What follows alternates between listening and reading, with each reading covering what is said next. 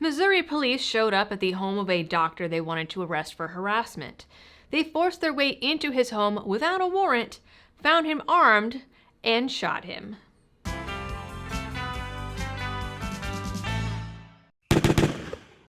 Hello everyone and welcome back to the channel. I have a legal case for you here today, complete with body cam footage. There are a lot of questions here. Before I get into the details, this video is brought to you with the help of the Attorneys on Retainer program from the Attorneys for Freedom, who are, to my knowledge, the only law firm that exclusively works on self-defense cases. If you ever find yourself in a self-defense incident, it's definitely not something that you want to have to face alone. The folks in the Attorneys on Retainer program are actual attorneys whose entire job it is to give you legal advice and represent you if you use your gun in self-defense. They are not an insurance company, which means that when you call their hotline, you will talk to an actual lawyer and not an insurance adjuster, which are two very different jobs. It also means that they don't have the same fine print, so their only requirements are that the incident happened after you signed up and that you reasonably acted within good faith. They cover everything from felonies to misdemeanors, appeals, and even bail bonds, and this year they have added a ton more features to what they'll cover, including red flag hits. So switch on over from your existing self-defense coverage by heading on over to my link down in the description and use code LibertyDoll to get $50 off your individual sign-up. Now back to our story. I'm going to start this out by saying that, from the information I have gleaned, the victim here is not a star of law-abiding behavior, as he was facing a charge, though it was not a serious one, and he wasn't a gangbanger either. According to Fox 2 Now, Dr. Alexander Lannis out of St. Louis, Missouri, was going through a divorce.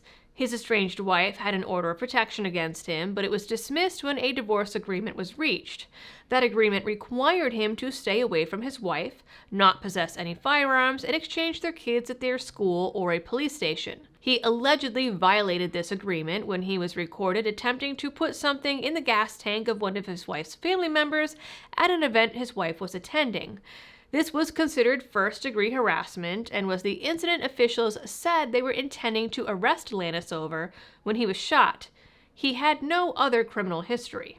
Now, when police arrived at his residence in a quiet residential development, they asked him to come outside for an arrest. Now, by their account, he began resisting, fighting with the cops, refused to follow commands, and pulled out a gun.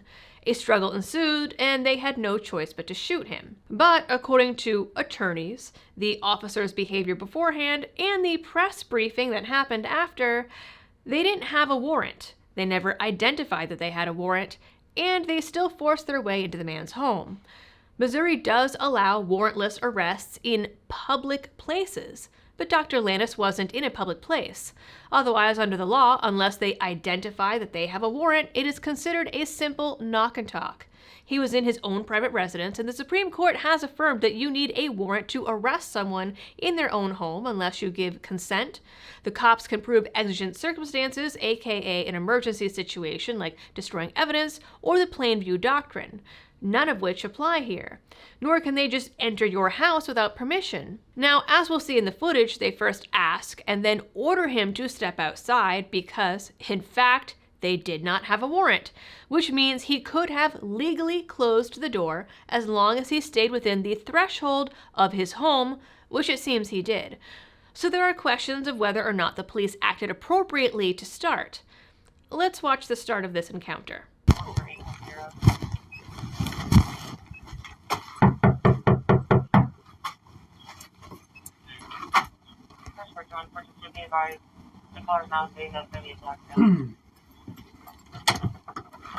Yes, hello? Hey, Dr. Lannis. Hi, come on over. Hi. How are you guys? Hey, good. You mind stepping out for us for just a minute? I'll explain to you everything that's going on. And I'll be honest with you, I know you got a lot going on in your personal life and everything like that. Yeah. And we talked on the phone, I guess, maybe a couple weeks ago or something like that. It was actually you and Officer here. So maybe you do, maybe you don't. At the end of the day, we've got some stuff we got to take care of. Okay. I want to give you a courtesy as long as you give us a courtesy, okay? Sure. At this point, though, we do have enough. If you mind stepping out for us really quick, okay? Oh, okay. Just a second. No, yeah. well, we need you to step out now. Just a second, sir. Yeah, just a second. Go ahead and step on out for us. Yeah, I will. Okay. Can I take a minute? Well, we need you to step out now. Here, step on out to the front porch, okay? Because you are, at this time, are being placed under arrest. Okay? I'll walk you through everything. Okay. Oh, God. And everything like that. I don't want to cause a scene here at your residence. Okay. Yeah, I understand. Okay. Everyone's got cameras. Yeah. And people, we don't want that. I do think it's interesting that they suggest they don't want a scene because everyone has cameras.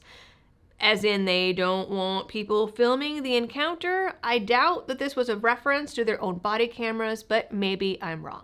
Okay, so just step out for us. We'll walk you to the car. Okay, wow, give me just a second. Holy shit. Okay.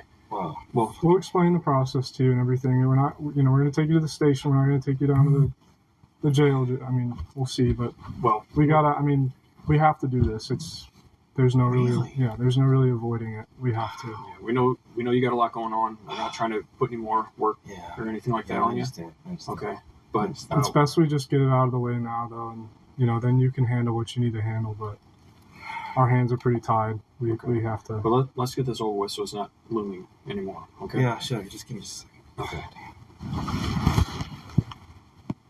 It's interesting that they tell him they're going to walk him through the process, and they say that even though they're there to arrest him, they don't want to take him to jail. And then he says, "We'll see." Then he starts asking questions, which they refuse to answer and say they will only answer after the arrest. Is this about the other day at the park? Is this what's going on? Well, we'll be happy to talk to you, but we gotta do some stuff. So go ahead and step on out for us, okay? Now, this is where it starts to go south. Dr. Lannis is clearly shaken and has repeatedly asked if he can take a minute. And then finally he says it'll just take a second, and he steps away from the door. The cop closest to him, who was a 1-year rookie, then reaches inside the home and grabs Lannis. Lannis, of course, reacts by trying to pull away, and then the cops barge in instead of just leaving and getting a warrant. Now remember, folks, because they did not have a warrant, he did not cross the threshold, and he did not leave his home, he was perfectly within his rights to back inside his home, and even close the door. So go ahead and step on out for us, okay? Okay. I understand you got to Okay, just a second. Got one resisting.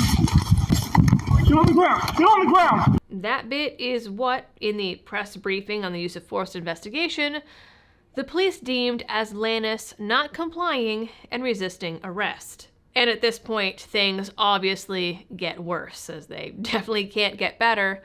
Dr. Lannis and the cops begin to struggle in the foyer when they discover that he is armed.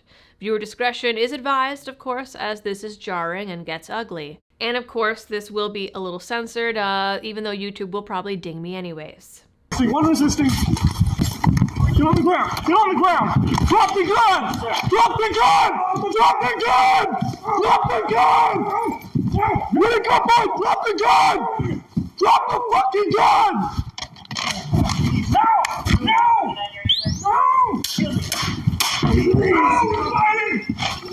No! Drop the gun! Please don't do this! Please drop the gun! No! Drop the gun! Stop! Please stop! Don't do this! This isn't worth it! This is not worth it! I promise you, it's not worth it! It's not worth it! Drop the gun! Please! No! Please drop the gun! No! Drop it, you're gonna die!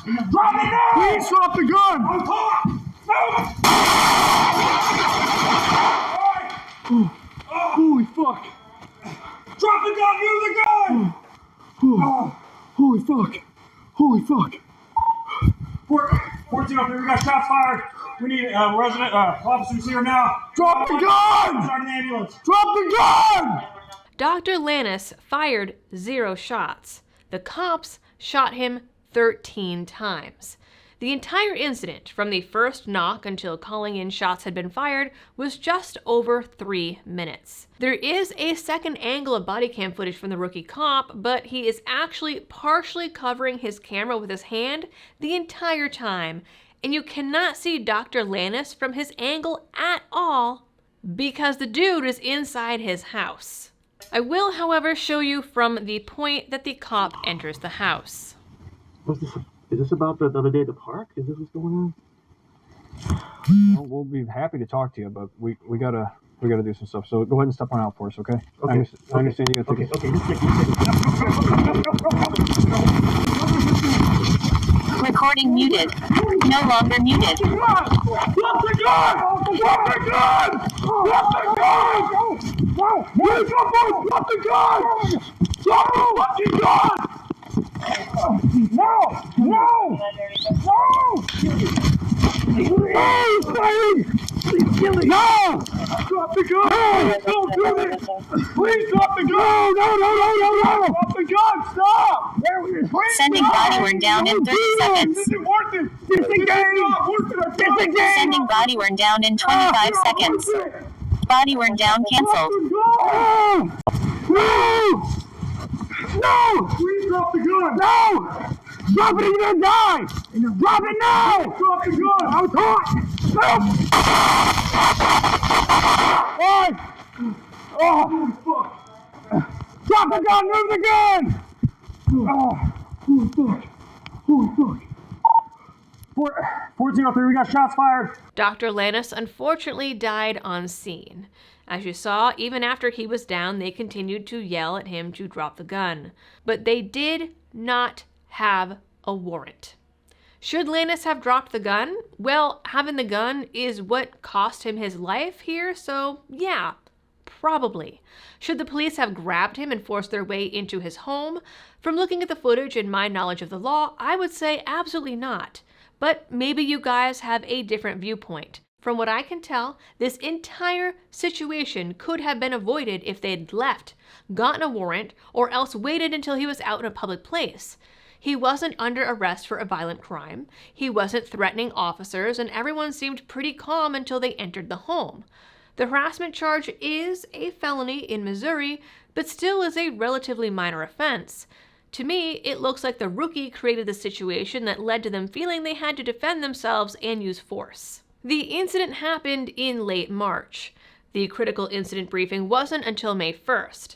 The incident is still under investigation now at the end of August. At this point, it doesn't look like there's going to be any kind of lawsuit or if we will know the outcome of the investigation, but I would be willing to bet that despite the cops seeming to enter the home illegally, it would be ruled a justified use of force.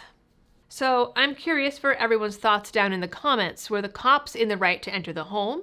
Did they needlessly escalate the situation? Or was everything on the up and up? In the meantime, you guys know the drill. For all of the algorithm things, please do them. And as always, thanks for tuning in.